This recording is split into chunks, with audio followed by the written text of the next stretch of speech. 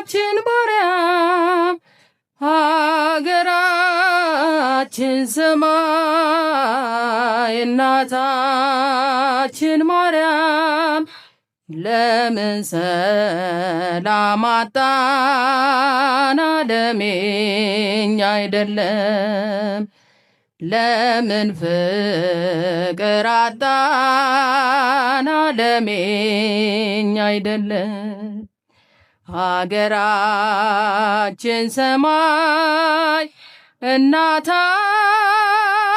ማርያም ሀገራችን ሰማይ እናታችን ማርያም ለምን ፍቅር አጣን ዓለም የኛ አይደለም ለምን ሰላም አጣን ዓለም የኛ አይደለም ስለ አንድ ዓላማ እረኛው ከጠራን የአጵሎስ የኬፋ እንደምን ተባባል የሐዋርያቱ የእኛ ተልኮ አያቀናው ትውልድ ልዩነት ተሰብኮ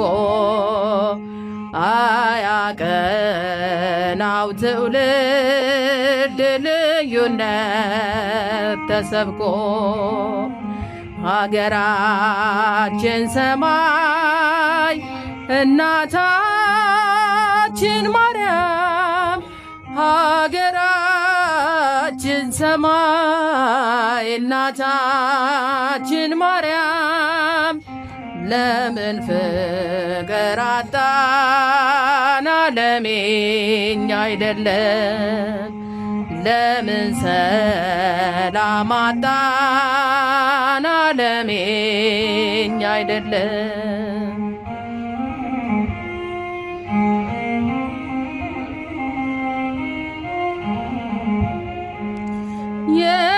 የያዕቆብ የኤሳው የብኩርና ትግል ያቆስል ነበረ የርብቃን ማህፀን ቅርንጫፍ ቢበዛም ግንዱ ግን አንድ ነው ስለሞተልን ነው እኛ የምንሰብከው ስለሞተልን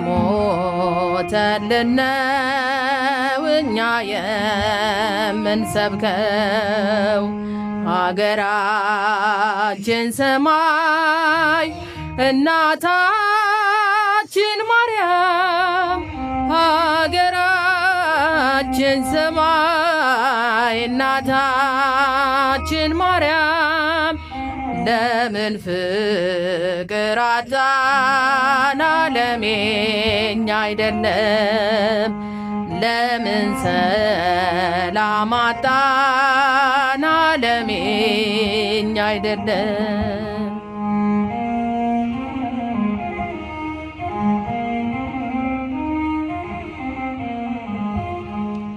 በልብ ያልታሰበች ስፍራ ዘጋጅቶልን በዓይንም ያልታየች መንግሥቱን ሰርቶልን ቅዱስ ሕዝብ አድርጎ ለርስት የተለየው የአንድ እግዚአብሔር ልጆች ለምን ተለያዩ የአንድ እግዚአብሔር ልጆች ለምን ተለያዩ ሀገራችን ሰማይ ዘምሩ ሀገራችን ሰማይ እናታችን ማርያም ሀገራችን ሰማይ እናታችን ማርያም ለምን ፍቅር አጣን ዓለም የኛ አይደለም? ለምን ሰላም አጣን? ዓለም የኛ አይደለም?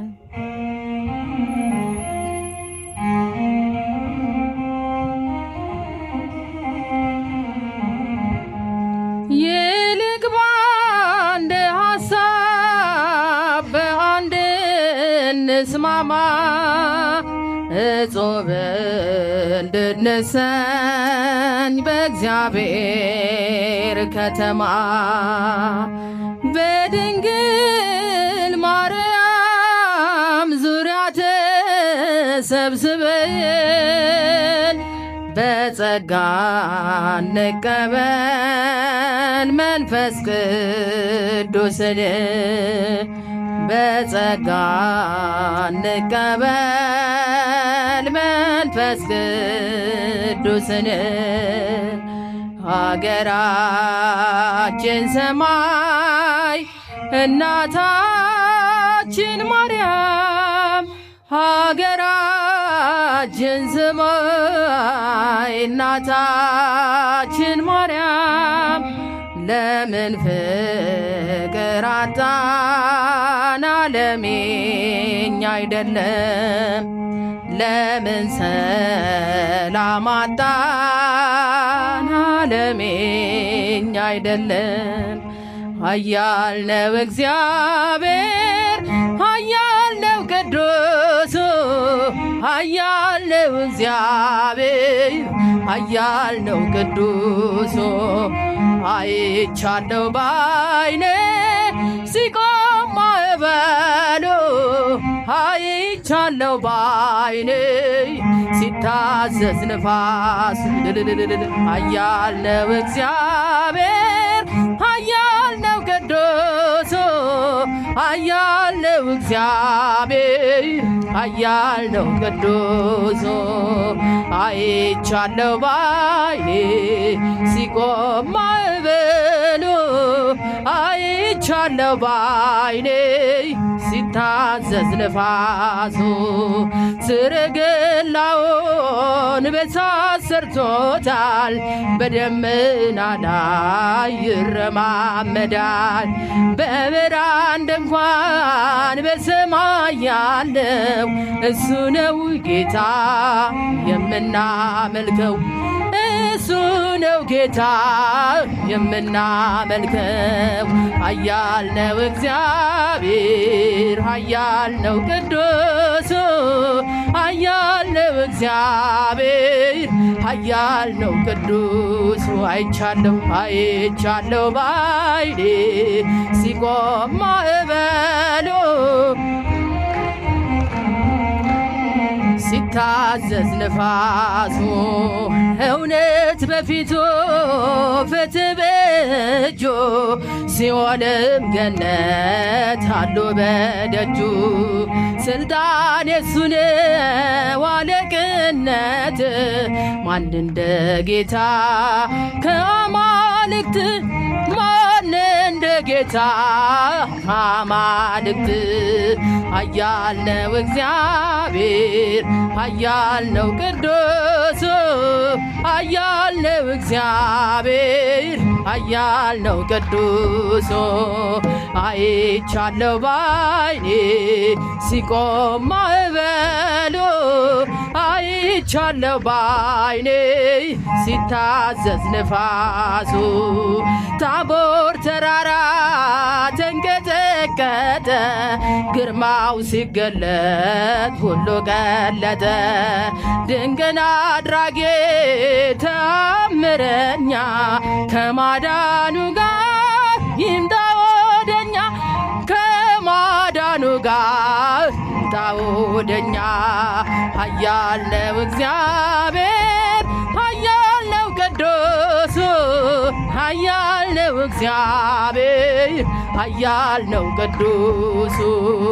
አይቻለው ባይኔ ሲቆም ማዕበሉ፣ አይቻለው ባይኔ ሲታዘዝ ንፋሱ ምድር ጠፈሩ ታዞለሱ እሳት ተፈትሎ ሆኗል ቀሚሱ የክብር ብርሃን ይብራ በልቤ አንተነ ለኔ ውድ ገንዘቤ አንተነ ለኔ ውድ ገንዘቤ ኃያል ነው እግዚአብሔር ኃያል ነው ቅዱስ ኃያል ነው እግዚአብሔር ኃያል ነው ቅዱስ አይቻለው ባይኔ ሲቆም ማዕበሉ አይቻለው ባይኔ ሲታዘዝ ንፋሱ ኃያል ነው እግዚአብሔር ኃያል ነው ቅዱስ ኃያል ነው እግዚአብሔር ኃያል ነው ቅዱስ አይቻለው ባይኔ ሲቆም ማዕበሉ አይቻለው ባይኔ ሲታዘዝ ንፋሱ ሲዘመር የሰማነው መዝሙር ቅዱስ ያሬድ በድጓ መጽሐፍ ላይ ድጓ ማለት መታጠቂያ ማለት ነው። ዘመናት የሚለኩትና የሚሰፈሩት በድጓ ቀመርና ስሌት በመሆኑ ይህ ድጓ ደግሞ ቅዱስ ያሬድ በመንፈስ ቅዱስ ገላጭነት የደረሰው ያዘጋጀው የእግዚአብሔር ሐሳብ የሚተነተንበትና የእግዚአብሔር ቸርነቱ የሚብራራበት ታላቅ የቤተ ክርስቲያኒቱ አፍና አንደበት የሆነ መጽሐፍ በመሆኑ ይሄ መታጠቂያ ወይንም መቀነት የሆነው የቤተ ክርስቲያኒቱ መጽሐፍ ለእያንዳንዱ ለዓመቱ 52 ሳምንታት ወይንም ለዓመቱ 52 ሰንበታት የሚገባውን የእግዚአብሔር ቃል እየሰፈረና እየለካ ብእሴ ሰማያዊ ወመላእክ ምድራዊ አምደ ሃይማኖት የዘመናችን ቅዱስ ቄርሎስ ተብሎ እንደሚጠራው አባ ጊዮርጊስ ዘጋስጫ ባልተናነሰና በተካከለ ልክ መጠን እግዚአብሔርን ካከበረበት ካመሰገነበት የምስጋና ርዕስ ውስጥ የዛሬን ሰንበት የተቀበለና የተሸከመ ለተከታታይ 7 ዕለታት አብሮ የሚቆይ የመዝሙር ርዕሳችን የሚናገረው ቅዱስ ያሬድ የሚመሰክረው ክርስቶስ ንጉሥ ነው የሚል ነው። በሉ እስቲ ሁላችሁም ክርስቶስ በሉ። ንጉሥ ነው። ስሙ ለዘላለም የተመሰገነ ይሁን። አሁን ቤተ ክርስቲያኒቱ በቅዱስ ጳውሎስ አንደበት ሮሜ 14 ቁጥር 6 ላይ ቀንን የሚያከብር ለእግዚአብሔር ብሎ ያከብራል ብላ እንደምትመሰክር በዚህ ቀን ውስጥ እግዚአብሔር ይከበራል። እግዚአብሔር ሲከበር ደግሞ ማደሪያዎቹ በተጨማሪ ይከበራሉ። አዳሪው እግዚአብሔር በማደሪያዎቹ በቅዱሳን ግሩምና ድንቅ ስለሆነ አዳሪው እግዚአብሔር በዕለታቶች ውስጥ ግሩምና ድንቅ ስለሆነ አዳሪው እግዚአብሔር ለሰው ልጆች እረፍት ተደርጋ የተሰጠችው ሰንበተ ክርስቲያን በተባለችው ዕለት የሚመሰገንና የሚከበር ግሩምና ድንቅ አምላክ በመሆኑ ለእግዚአብሔር ክብር በሚመጥን ልክና መጠን ቤተ ክርስቲያን ምስጋና ስታቀርብ የመዝሙራ ዋናው አንጓዋ የትምህርቷ ርዕስ የክርስቶስና የክርስቶስ ጉዳይ እንደሆነ ሊቃውንቱ አምልተውና አስፍተው የሚመሰክሩት እውነት ነው። ውድ የእግዚአብሔር ቤተሰቦች ያለ ክርስቶስ ክርስትና ልክ ከባህር ውስጥ እንደወጣ አሳ የሞተ ነው። ያለ ክርስቶስ ክርስትና እንደተለበለበ ግንድ ቅርንጫፍ አለው፣ ቅጠል ግን የለውም። ፍሬ ይጠበቅበታል፣ ግን ፍሬ የለውም፣ ቅጠልም አይታይበትም። ለእሳት ራሱን ያዘጋጀ ሆኖ እንደሚገኝ የክርስቶስ ህልውና ወይንም ደግሞ ቤተ ክርስቲያን ዘክርስቶስ የተባለችው ጌታዋን ክርስቶስን በሚመጥነው ለባህሪው በሚገባው ልክ ምስጋና የምታቀርብለት ካልሆነ ቤተ ክርስቲያንነቷ ጥያቄ ምልክት ውስጥ ስለሚወድቅ ይሄን የተረዳች ታላቋ ቤተ ክርስቲያን ምንጯን ሰማያዊ መሰረቷን ደግሞ መጽሐፍ ቅዱሳዊ አድርጋ የመጽሐፍ ቅዱስ ደግሞ ልጆች የተባሉ እንደ መነሻ የጠቀስነው ቅዱስ ያሬድ እንደደረሰው እንደ ድጓ እንደተባለው መጽሐፍ ለቤተ ክርስቲያኒቱ ክብር የሚገልጡ እንደመሆናቸው መጠን የእውነተኛውን የቤተ ክርስቲያን አስኳልና ማዕከል የክርስቶስን ጉዳይ በማሙሳትና በመግለጥ ምስክርነትን የሚሰጡ በመሆናቸው ብርሃናተ ዓለም ቅዱስ ጳውሎስ እንደመሰከረው አላፍርበትም ያመንኩትን አውቀዋለሁ እንዳለ የክርስትናችን መጀመሪያ የክርስትናችን ማዕከል የክርስትናችን ፍጻሜና መደምደሚያ የጌታችን የአምላካችን የመድኃኒታችን የኢየሱስ ክርስቶስ የባህሪ አምላክነቱን ጌትነቱን ንጉስነቱን መግለጥ ነውና ከዚህ የትምህርት አንጓ መካከል ቅዱስ ያሬድ መዘዘና ንጉስ ውእቱ ክርስቶስ በማለት ምን ማለት ነው? ክርስቶስ ንጉስ ነው በማለት የቤተ ክርስቲያኒቱን እውነተኛ ደገኛ ትምህርት አጉልቶ የመሰከረበት ከመዝሙራት በላይ የሚበልጥ የመዝሙር ርዕስ ነው በማለት ቅዱስ አውሳቢዮስ ዘቂሳርያ የዚህን የንጉስነቱን የጌትነቱን ክብር እያነሳ የገለጠበትን እውነተኛ ምስክር የሚገልጥበት የሚብራራበት የሚተነተንበት ሰሞን ነውና እግዚአብሔር እንኳን ለዚህ ዕለት ለተከበረ ዕለት በሰላም በጤና በፍቅር አደረሰን አደረሳችሁ እላችኋለሁ። እንግዲህ ቅዱስ ያሬድ የጾመ ድጓ የተባለው መጽሐፍ ሲደርስ ከሐምሌ 11 ጀምሮ እስከ ሐምሌ 16 ቀን ለተከታታይ 6 ቀናት ያለማቋረጥ የክርስቶስ ንጉስነት በዚህ ሰሞን ሊሰበክ ይገባል በማለት ምስክርነትን ሰጥቷል። እንግዲህ ዛሬ ቀኑ ስንት ነው? ሐምሌ 12 ነው።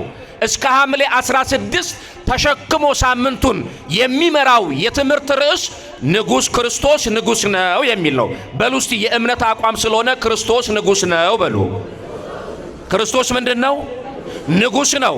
ማብራሪያ እየሰጠ ሲመጣ የንጉስነቱ መገለጫ የንጉስነቱ ማብራሪያ የንጉስነቱ እውነተኛ መታወቂያ ምልክቱ ምንድነው ብለን ስንጠይቅ ንጉስነቱን ሲገልጠው የባህሪ ንግስና ያለው ነው ይላል። ይሄ ባህሪ ንግስና ከማንም ያልተቀበለው እከብረ አይል ክቡር እጸድቅ አይል ጻድቅ እነግስ አይል ንጉስ ነው። የባህሪ ንግስና ያለው በመሆኑም ንጉስነቱን አጉልቶ ያሳያል በማለት እግዚአብሔር እንደተናገረው በመጽሐፍ እንደተመሰከረለት ነቢየ እግዚአብሔር ቅዱስ ዳዊት በመዝሙር 73 ቁጥር 12 ላይ እግዚአብሔርሰ ንጉስ ውእቱ እምቅድመ ዓለም ወገብረ መድኃኒተ በማእከለ ምድር አለ። እግዚአብሔር ከዘመናት አስቀድሞ ንጉስ ነው፣ በማእከለ ምድር ግን ምን አደረገ? መድኃኒትን አደረገ አለ። የንጉስነቱ መገለጫና ማብራሪያ እውነተኛ መድኃኒት፣ እውነተኛ አዳኝ፣ እውነተኛ ቤዛ፣ እውነተኛ ታዳጊ፣ እውነተኛ ፈዋሽ፣ እውነተኛ የምህረት አምላክ እንደሆነ የገለጠበት አንዱ ማስረጃ ከዘመናት አስቀድሞ አለ። ዘመን ሳይቆጠር ዘመን ሳይሰፈር አንደኛ ቀን ሁለተኛ ቀን እያለ 6 ተከታታይ ቀናት ፍጥረትን ከፈጠረ በኋላ በሰባተኛው ቀን አረፈ የሚል በዘፍጥረት መጽሐፍ ላይ በመጀመሪያ እናገኛለን። እግዚአብሔር ሰማይና ምድርን አበጀ፣ በምድር ውስጥም ያሉትን እነሆ ምድር ከነግሷ ከነግሳንግሷ ሰማይን ከነግሳንግሱ ከመፍጠሩ በፊት እርሱ እግዚአብሔር የዘላለም አምላክ ነውና ካስቀድሞ ንግስናውን በመግለጥ የዘመናት ጌታ ነው በማለት ያብራራዋል። ንጉስ ነበረ ማለት ዓለም ከመፈጠሩ በፊት ነበረ። ዛሬም እግዚአብሔር ስሙ ለዘላለም የተመሰገነ ይሁን ንጉስ ነው። አሁንም ወደፊትም ንጉስ ሆኖ እግዚአብሔር ይኖራል። ስሙ ለዘላለም የተመሰገነ ይሁን። ስለዚህ እግዚአብሔር አለ ቅዱስ ዳዊት ሲናገር እነሆ ከዓለም አስቀድሞ ንጉስ ነበረ የሚለው በእኛ በሰብአዊ ቋንቋ አላፊ ግስ ይባላል። ወይም ደግሞ የቀረ ወደፊት የማይቀጥል በሚባለው በእኛ ቋንቋ የሚገለጽ አይደለም። እግዚአብሔር ንጉስ ከዓለም አስቀድሞ ንጉስ ነበረ ከተባለ ዛሬ አይደለም በእኛ ቋንቋ። አሁን ለእግዚአብሔር ባህሪ ይሄ ነገር አይስማማውም፣ አይቀጸልለትም። ንጉስ ነበረ ማለት ሲገዛ፣ ሲመራ፣ ሲያስተዳድር፣ ሲፈጥር ነበረ። ዘመናት ከመፈጠራቸው በፊት ነበረ አለና ቀጥሎ ምን አለ? ዛሬም እርሱ ንጉስ ነው አለ። በሉ እስቲ ዛሬም እግዚአብሔር ምንድነው? ንጉስ ነው። ንግስናውን የዘመናት ሽርፍራፊ አያጎድሉትም። ንግስናውን ሌላው አልፎ ሌላው ሲተካ እርሱ እግዚአብሔርነቱ አይቀየርም። ንጉስነቱን ማንም አይተካውም። ዛሬም እርሱ ንጉስ ነው አለና በዛሬ ብቻ ንግስና የሚቀር አይደለም። የእስከ ለዘላለም ወደፊትም ምንድነው ንጉስ ነው ብሎ ምስክርነትን ሰጥቷል። ክብርና ምስጋና ለአምላካችን ለእግዚአብሔር ለእርሱ ይሁን። እግዚአብሔር በባህሪው አይሾምም፣ አይሻርም። እግዚአብሔር ይሾማል፣ እግዚአብሔር ይሽራል። በዓለም ላይ የነገሱ ነገስታት ዘመናቸው ሲያበቃ ይሻራሉ። ምድርን ያንቀጠቀጡ ለምድር ስጋት የነበሩ ዓለምን ያጠፋሉ ተብለው የሰው አእምሮን ሰቅዘው የያዙ ዘመናቸው ሲያበቃ ታሪካቸው ሲጠናቀቅ ከነስም አጠራራቸው ያጠለቁትን የክብር አክሊል የወርቅ አክሊል ያደረጉትን ጫማ የወርቅ ጫማ ተከትሏቸው ወደ መቃብር ሳይገባ ከነስም አጠራራቸው ወደ መቃብር ገብተው ንግስናቸው ተሽሮ አፈር በልቷቸዋል። የኔና የናንተ ንጉስ ግን የእስከ ለዘላለም ንጉስ ነው። አረ በድጋሜ ከፍ አድርጋችሁ ምስጋና ለስሙ አቅርቡለት። ስለዚህ ክርስቶስ ምን አለ? ንጉስ ነው በማለት አዎ አካላዊ ቃል ወልደ አብ ወልደ ማርያም መድህን ዓለም ኢየሱስ ክርስቶስ የሰው ልጆችን ለማዳን ባጭር ቁመት በጠባብ ደረት ተወስኖ ወደዚህ ቢመጣም እንደ ቤተ አይሁድ ሕግና ልማድ ወይንም አስተሳሰብና አመለካከት ሎቱ ስብሐት ለሱ ምስጋና ይድረሰውና ሩቅ ብእሲ ነው፣ ፍጡር ነው እንጂ ፈጣሪ አይደለም። እርሱ ሎሌ እንጂ ጌታ አይደለም። እርሱ አገልጋይ እንጂ እሱ ንጉስ ወይንም መሪ አይደለም ብለው ይገዳደሩ ይጻረሩ ስለነበረ በዚያ ዘመን የነበረው የቤተ አይሁድን አስተሳሰብ ለማፍረስ እርሱ በሐዋርያት ላይ አድሮ እርሱ ጌትነቱን እንደገለጠ በዘመናችንም ቅዱስ ያሬድ በነበረበት ዘመን ከእርሱ በፊትም የነበሩበት ነገስታትና መሳፍንት በነበሩበት ዘመን ክህደቱ አልተቋረጠምና የክርስቶስን የባህሪ አምላክነት አልወረደም፣ አልተወለደም፣ ንጉስ ሊባል አይገባውም፣ እርሱ ጌታ አይባልም፣ ከነቢያት እንዳንዱ መሲህ ወይንም ተላኪ እንጂ ላኪ አይደለም ብለው የሚጻረሩ ወገኖች በዘመናችንም አህዛብ የበዙበት ዘመን ስለሆነ የእምነታችን አቋም የምንገልጥበትን የማናፍርበትን እውነተኛ ደገኛ ትምህርት ስናጎላው እውነት ነው ክርስቶስ ንጉስ ነው ብለን እንመሰክራለን። ድገሙልኝ። ክርስቶስ በሩስቲ ንጉስ ነው። ይሄ ደገኛ ትምህርት የቤተ ክርስቲያኒቱ እውነተኛ ትምህርት ነው። ስለዚህ ከጊዜያት በፊት ንጉስ ነበረ፣ በጊዜ መካከልም ንጉስ ነው። ጊዜያትና ዕለታት ሳምንታትና ወራት ዓመታት አልፈው ሲሄዱ እርሱ ንግስናው የእስከ ለዘላለም ነው ብሎ ምስክርነቱን ቅዱስ ያሬድ ይሰጣል። ቀጥሎ ምን አለ? የንጉስነቱ ኳሊቲ ከሌሎች የዓለም ነገስታት እውነት ነው እርሱ የሾማቸው እርሱ የቀባቸው ምድርን የሚገዙ የሚያስተዳድሩ የህዝብ አለቃ ሆነው የተሾሙ ብዙዎች ተነስተዋል። ብዙዎች ግን የማይታወቁበት ምልክት እርሱ የራሱ ብቻ የሆነ መገለጫ አለው። ቅዱስ ያሬድ ምን አለ? ንጉስ ውእቱ ክርስቶስ ካለ በኋላ እንደገና ቀጥሎ ምን አለ? መሐሪ ነው አለ። ደግሞ ምንድነው እሱ? ንጉስ ሆኖ መሐሪ ሲሆን ደስ አይልም? ንጉስ ሆኖ ይቅር ባይ ሲሆን ደስ አይልም? በዓለም ላይ የትኛው መሪ ነው ለበደለው ላጠፋው ሀገር ላወደመ ሰው ለገደለ ምህረትና ይቅርታ የሚሰጥ? ተመልከቱ። እርሱ እውነተኛ መሐሪ በመሆኑም ምህረት የገንዘቡ በመሆኗ የንጉስነቱ መገለጫ መሐሪነቱ ነው እያለ ያብራራና የመሐሪነቱ የይቅርታው ደግሞ ወሰን ዳርቻ ጠፈር ደፈር የማይከለክለው ምህረቱ ትውልድን የሚጎበኝና የሚዋጅ አምላክና አባት እንደተባለ ሁሉ በምህረቱም ባይለጠጋ የሆነ ገዢ አስተዳዳሪ ንጉስ ነው ብሎ ምስክርነትን ሰጥቷል። እግዚአብሔር የተመሰገነ ይሁን። ወደዚህ ጉባኤ ለምን መጣችሁ ተብላችሁ ስትጠየቁ ምህረትን ፍለጋ አበሉ። ድገሙልኝ። ምን ፍለጋ? የሚመራችሁ ማን ነው ከተባለ ንጉሱ ክርስቶስ ነው። ለምን? አንዱ የእርሱ የንግስናው ማብራሪያ መሐሪነቱ ነውና። መሐሪ ውእቱ እርሱ መሐሪ ነው። እሱ ይቅር ባይ ነው። እሱ ሀዳጌ በቀል ነው። እሱ ፈታሄ በጽድቅ ነው። እርሱ ኮናኔ በርት የሆነ አምላክና አባት እንደተባለ ሁሉ እነሆ ምህረት የባህሪ ገንዘቡ ናት ብለን እንድንመሰክር ንግስናው ከምህረቱ ጋር የተዋሃደችለት ነው በማለት ምስክርነትን ይሰጣል። ቅዱስ ያዕቆብ የተባለ አባት እንዲህ ሲል ምስክርነትን ሰጠ። ላንተ ኃጢአተኛ፣ ላንተ በደለኛ፣ ላንተ ጥፋተኛ ማን ነው ተብሎ ሲጠየቅ የመለሰው መልስ እንዲህ የሚል ነው፣ እግዚአብሔር አይምረኝም የሚል ሰው ነው አለ። ድገሙልኝ። ማን አይምረኝም? ተናገሩ። ማን አይምረኝም? የኃጢአተኛ ሁሉ ራስ ማን ነው? እግዚአብሔር ይቅር አይለኝም አይምረኝም የሚል ከሆነ ምህረቱ ላይ እያድፋፋ ነው። ይቅርታው ላይ ሰንኮፍ እያበጀ ነው። የንግስናውን ክብር እያጎደፈ ነው አለ። ስለዚህ እግዚአብሔር በምህረቱ ባይለጠጋ ነው በማለት ምስክርነትን ሰጥቷልና ለዚህ ነው ነቢየ እግዚአብሔር ቅዱስ ዳዊት ባጠፋው ጥፋት በሰራው ስተት ሶስት አይነት ቁጣዎች ወደ ሕይወቱ መጡ። ከሶስቱ ቁጣዎች አንዱን ምረጥ ተባለ። የመጀመሪያው ለባርነት ተላልፈ ትሰጣለህ አለው ነቢዩ።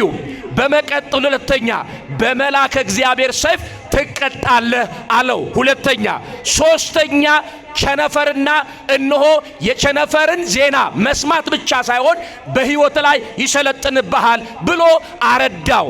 ዳዊት ግን ሶስቱንም የሚሸከምበት ጫንቃ ስለሌለው በመልአከ እግዚአብሔር ሰይፍ ወድቄ መሞትን አልሻም፣ በጠላት ቀጠና ስር ወድቄ መንገላታትን አልፈልግም፣ በረሃብ በጦርነትና በቸነፈር በድርቅ መዳፍ ላይ ወድቄ በእኔ ኃጢአት ምክንያት ሕዝብ እንዲጎዳ፣ እንስሳት እንዲጎዱ፣ እጽዋት እንዲረግፉ አልፈልግም አለ። በሰራኸው ስተት እግዚአብሔርን ባስቆጣኸው ቁጣ የተነሳ ሶስት ቅጣቶች ቢመጡና አንዱን ምረጥ ብትባል ሶስቱንም አልፈልግም ብለሃል። ምርጫ ታዲያ ከዚህ ውጭ ምንድነው ሲለው ዳዊት የመረጠው ምርጫ በጣም የሚገርም ነው። ምህረቱ ብዙ ነውና አለ። በሉ እስቲ ምህረቱ በሉ። ብዙ ነውና በሉ። ድምጻችሁ አይሰማ። ምህረቱ ብዙ ነውና በሰው እጅ ከመውደቅ በእግዚአብሔር እጅ በወድቅ ይሻለኛል አለ። የእናንተስ ምርጫ ምን ይሆን? በጦርነት እጅ መውደቅ ይሻለናል? በረሃብ እጅ መውደቅ ይሻለናል? በመልአከ እግዚአብሔር ሰይፍ በቁጣው ሰይፍ እጅ መውደቅ ይሻለናል? ቅዱስ ሚካኤል ሰናክሬም የተባለውን የ185 ሺህ ሰራዊት ባለቤት የነበረውን እግዚአብሔር ተቆጣ። በአንድ ደቂቃ አይደለም በማይክሮ ሰከንድ ሰራዊቱን እንደ ቅጠል አርግፎታል።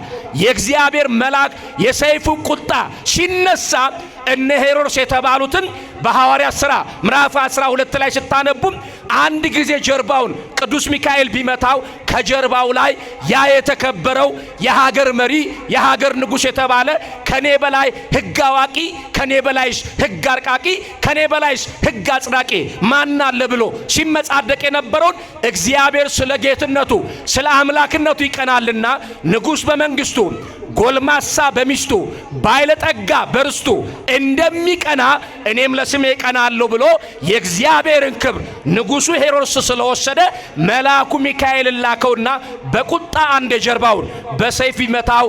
ከሰውነቱ ትል እየወጣ አንሶላው በየደቂቃ እየተቀየረ አይሞቱ አሟሟት በስብሶ የተከበረው ንጉሥ የተባለው ሄሮድስ ሞቷል።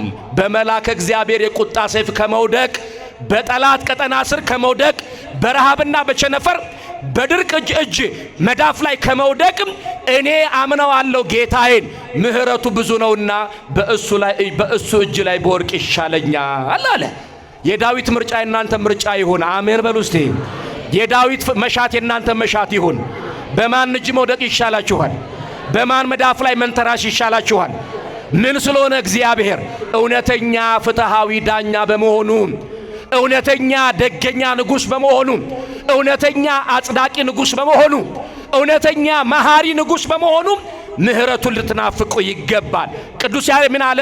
የንግስናው እርሱ ክርስቶስ ንጉሥ ነው ሲባል የንግስናው መለያ ምልክቱ ምንድነው ካልከኝ መሐሪ ነው አለ። በሉሲ ምንድነው እሱ? ይቅር ባይ ነው አለ። ለዚህ እኮ ነው ተመልከቱ፣ በብሉይ ኪዳን ላይ ብዙ መስዋዕቶች ተሰውተዋል። የርግቦች፣ የዋኖሶች፣ የጠቦቶች፣ የጊደሮች መስዋዕት ተሰውተዋል። እነዚያ ድካምና ልፋት ብቻ እንደገና ገንዘብና ንብረትን ማባከን ብቻ አተረፈ እንጂ የመጣውን ጊዜያዊ ቁጣ ማብረድ ለጥቂቱ ቻለ እንጂ አዳም ከገባበት የኃጢአትና የበደል ረግረግ ውስጥ ሊያወጣው አልቻለም። ይሄንን ሊተካ የሚችል ሳይሆን ይሄንን ፍጹም ራሱ ወርዶ ተወልዶ ተገልጦ ታይቶ አዳምን መስሎ አዳምን አህሎ ሊክሰው ሲመጣ መሐሪነቱን የጀመረው በጽንሰት ነው።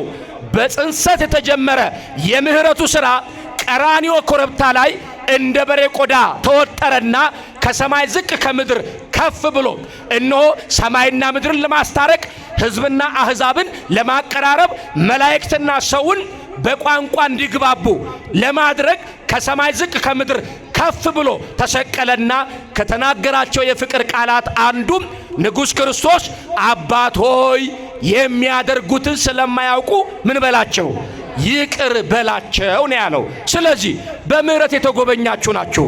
ንጉሥነቱን በምን ታብራራላችሁ ብትባሉ ትላንትናን አሳልፎ የዛሬን በጸጋ ያለምንም ክፍያ የሰጠኝ እዚህ ቁጭ ብዬን